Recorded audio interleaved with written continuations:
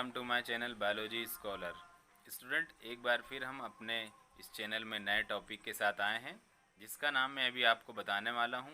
इससे पहले स्टूडेंट, मैं आपको ये बताना चाहूँगा कि हमारे इस चैनल में आपको कई सारी कैटेगरीज मिलेंगी बायोलॉजिकल टॉपिक की, जैसे कि जूलॉजी से रिलेटेड टॉपिक जो कि कॉलेजेस में हम स्टडी करते हैं, बीएससी में, एमएससी में स्टडी करते हैं।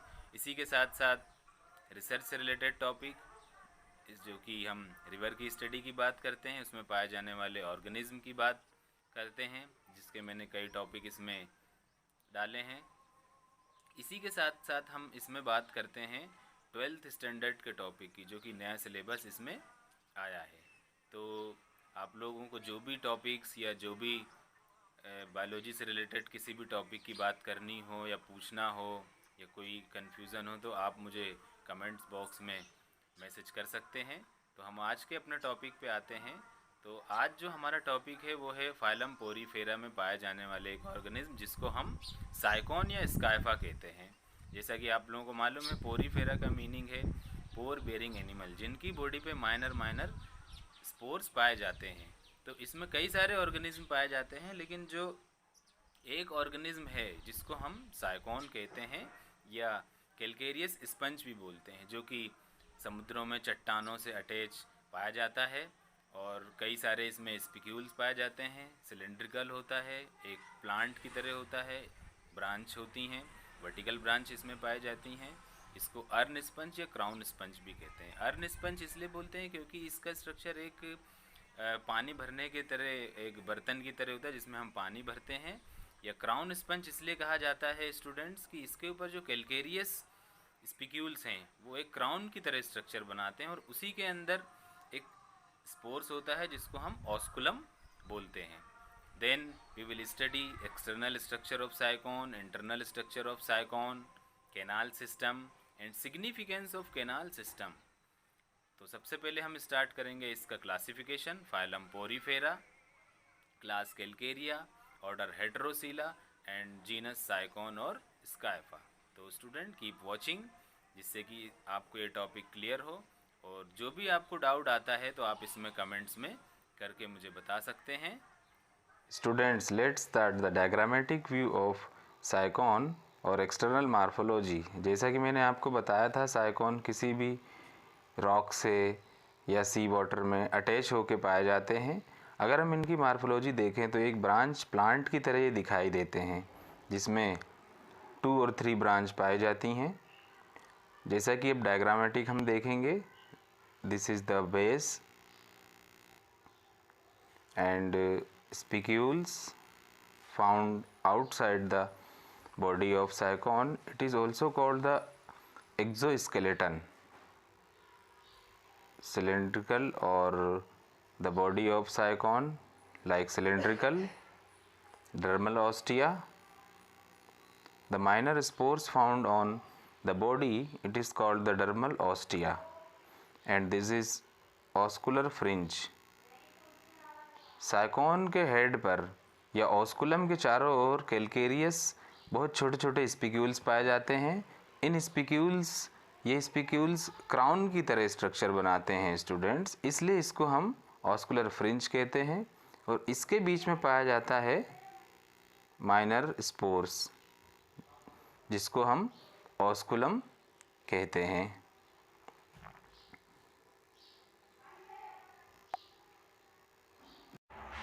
Students, after external morphology of sycon, we will see the internal morphology of sycon. अगर हम साइकोन को इक्वली 2 पार्ट में डिवाइड करते हैं तो हमें कुछ इस तरह का स्ट्रक्चर दिखाई देता है, जो कि हम डायग्राम में देख सकते हैं। इसके बाद अगर हम इसको इंटरनली देखें तो इसमें एक स्पेस पाया जाता है, जिस स्पेस को हम बोलते हैं स्पंजोसील और पैरागैस्ट्रिक कैविटी। देन ऑस्कुलर फ्रिंज, जो हम पहले बात कर चुके हैं, osculum, aperture which is found head on the sycon, dermal ostia.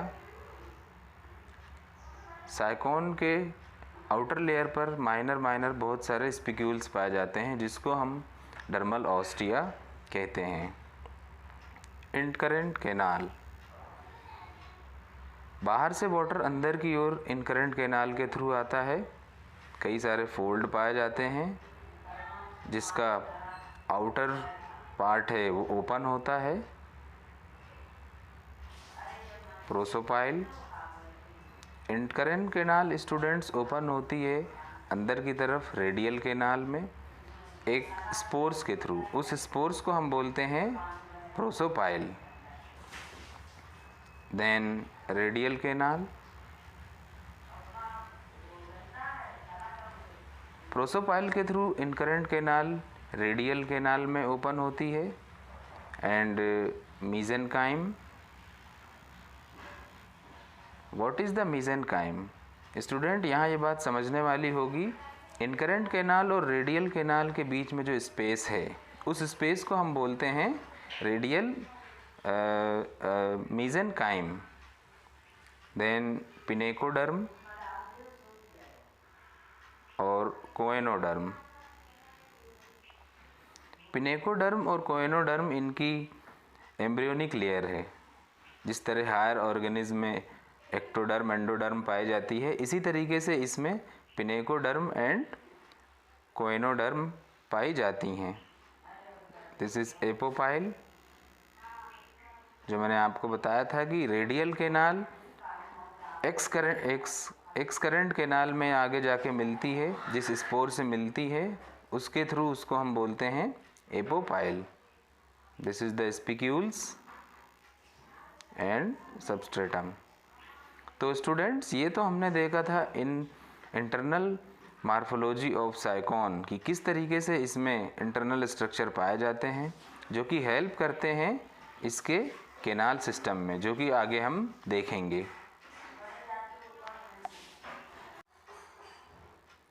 Students, after internal morphology of sycon, now we will see the canal system of sycon and there mechanism. Sycon में एक specific circulatory system पाया जाता है जो कि एक canal की तरह काम करता है। इसको हम कैनाल सिस्टम बोलते हैं। अब इसके कैनाल सिस्टम बोलने का रीज़न क्या है? उसका रीज़न ये है कि इसका जो मीज़ोग्लिया है उसमें कई सारे फोल्ड पाए जाते हैं, स्पाइरल फोल्ड पाए जाते हैं, जिसमें से वाटर इनकरेंट के थ्रू अंदर आता है और ऑस्कुलम के थ्रू बाहर निकलता है। इस सिस्टम को कैनाल सिस्टम कहा जाता है।